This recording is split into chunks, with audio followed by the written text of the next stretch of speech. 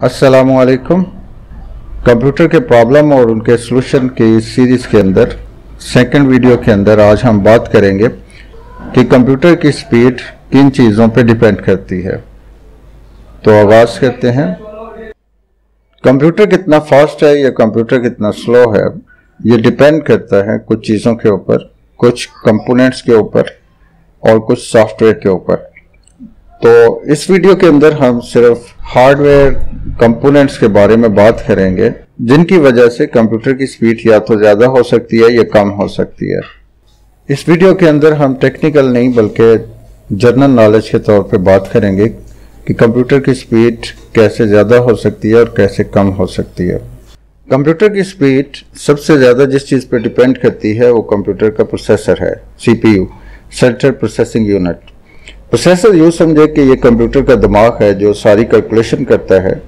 जितने भी काम कंप्यूटर में होते हैं वो सारे प्रोसेसर के थ्रू होते हैं। इसी ने कंप्यूटर को मैनेज करना होता है और इसी ने सारे कंपोनेंट्स को चलाना होता है। तो प्रोसेसर की स्पीड जितनी ज़्यादा होगी उतना ही कंप्यूटर आपका फास्ट होगा। फर्स्ट प्रोसेसर इंटेल कंपनी ने 4004 के नाम से बनाया, जिसके अंदर 92,000 इंस्ट्रक्शन पर सेकेंड जो है वो परफॉर्म हो रही थी। लेकिन आज का प्रोसेसर जो है उसको हम गीगाहर्ट्ज़ में मेजर करते हैं और बिलियंस ऑफ इंस्ट्रक्शन पर सेकंड ये परफॉर्म कर रहा होता है।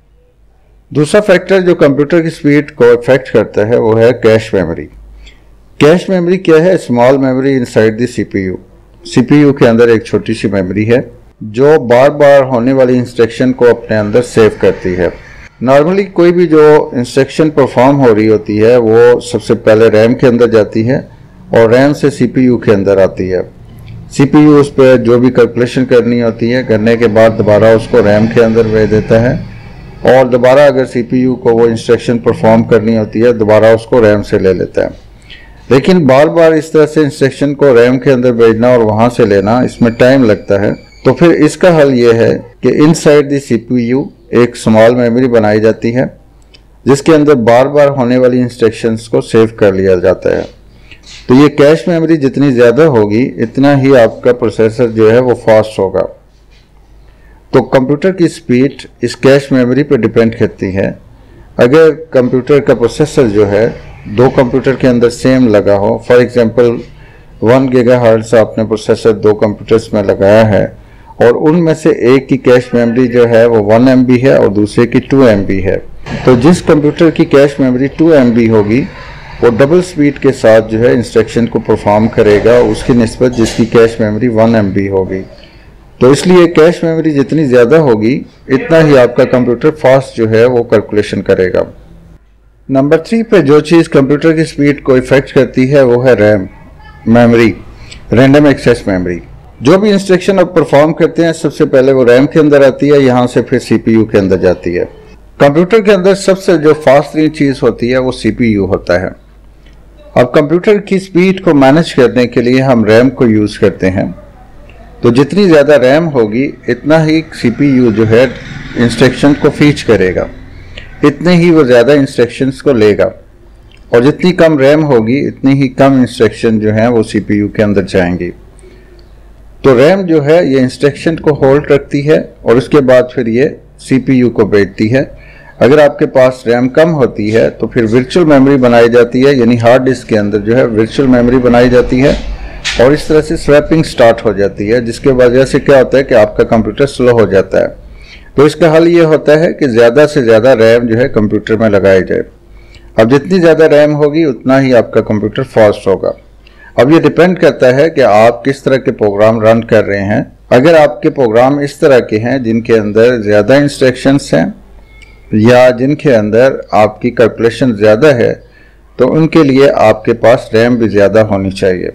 नेक्स्ट फैक्टर जो आपके कंप्यूटर की स्पीड को इफेक्ट करता है वो है बस स्पीड। बसेस क्या है कि ये डिफरेंट कंपोनेंट्स को आपस में कनेक्ट करती हैं और डाटा को एक जगह से दूसरी जगह पे ट्रांसफ़र करती हैं। अब ये बस स्पीड जितनी ज़्यादा होगी इतना ही डाटा जो है ट्रांसफ़र होगा तेज़ी के साथ, इतना ही आप जो है मेमोरी से CPU में फास्टली जो है डाटा को ट्रांसफ़र करेंगे। अब सिर्फ अगर CPU फास्ट हो लेकिन उसमें ट्रांसफ़र रेट जो है वो स्लो होगा तो आपका कंप्यूटर स्लो हो जाएगा। इसलिए बस स्पीड कंप्यूटर की जो है ये ज़्यादा होनी चाहिए, इससे आपका कंप्यूटर फास्ट होगा।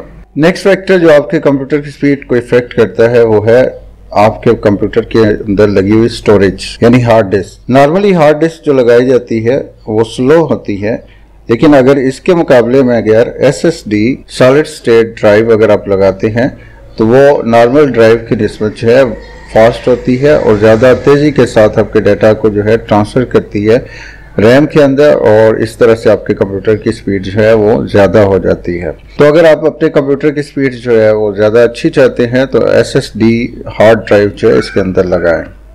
नेक्स्ट फैक्टर जो आपके कंप्यूटर की स्पीड को इफेक्ट करता है वो है वीडियो कार्ड। अगर आप 3D सॉफ्टवेयर यूज़ कर रहे हैं और ग्राफिक के सॉफ्टवेयर यूज़ कर रहे हैं तो आपके कंप्यूटर के अंदर जो है वीडियो कार्ड लगा होना चाहिए, यानी उसका अपना GPU ग्राफिक प्रोसेसिंग यूनिट और उसकी अपनी रैम होती है जो आपके कंप्यूटर की स्पीड को ज़्यादा करती है। तो ग्राफिकल जितने भी प्रोग्राम हैं उनके लिए आपको वीडियो कार्ड जो है अच्छा लगा होना चाहिए। आप अगर गेम्स खेल रहे हैं और ग्राफिक्स के प्रोग्राम्स को यूज़ कर रहे हैं तो फिर आपके कंप्यूटर के अंदर वीडियो कार्ड लगा होना चाहिए, ये आपके कंप्यूटर की स्पीड को ज़्यादा कर देगा। ये कुछ कंपोनेंट्स हैं जो आपके कंप्यूटर की स्पीड को बढ़ा रहे हैं। इसके अलावा इनपुट डिवाइसेस और आउटपुट डिवाइसेस, इनका कंप्यूटर की स्पीड के साथ कोई तल्लुक नहीं है, यानी अगर आप अच्छी कीबोर्ड लगाएं, माउस लगाएं या नॉर्मल लगाएं, इसका आपकी कंप्यूटर की स्पीड के साथ तल्लुक नहीं है। इसके अलावा अगर आप मॉनिटर लगाएं या LCD लगाएं, स्मॉल लगाएं या उसके साइज ज़्यादा रखें, इसका भी आपके कंप्यूटर की स्पीड के साथ तल्लुक नहीं है। तो कंप्यूटर की ज़्यादा जो स्पीड इफेक्ट करती है वो कंप्यूटर का प्रोसेसर, उसके अंदर कैश मेमोरी और रैम पे डिपेंड करती है, और इसके बाद आपकी स्टोरेज अगर वो SSD है तो वो ज़्यादा बेहतर जो है वो परफॉर्म करेगी। और अगर आपने 3D ग्राफिक्स और गेम्स वगैरह पे काम करना है तो फिर आपके कंप्यूटर के अंदर जो है ये VGA कार्ड या वीडियो कार्ड जो है ये लगा होना चाहिए, जिसकी अपनी रैम अच्छी होनी चाहिए, मेमोरी अच्छी होनी चाहिए। इसके अलावा अगर हम सॉफ्टवेयर की बात करें तो आपका ऑपरेटिंग सिस्टम जो है वो अप टू डेट होना चाहिए और लेटेस्ट ऑपरेटिंग सिस्टम जो आप अपने कंप्यूटर के अंदर इंस्टॉल करें। नेक्स्ट वीडियो के अंदर हम देखेंगे कि सॉफ्टवेयर को किस तरह से मैनेज किया जाए कि वो आपकी कंप्यूटर की स्पीड को बेहतर बना सके। तो नेक्स्ट लेक्चर तक अपनी दुआओं में मुझे याद रखिएगा। तब तक अल्लाह हाफिज़।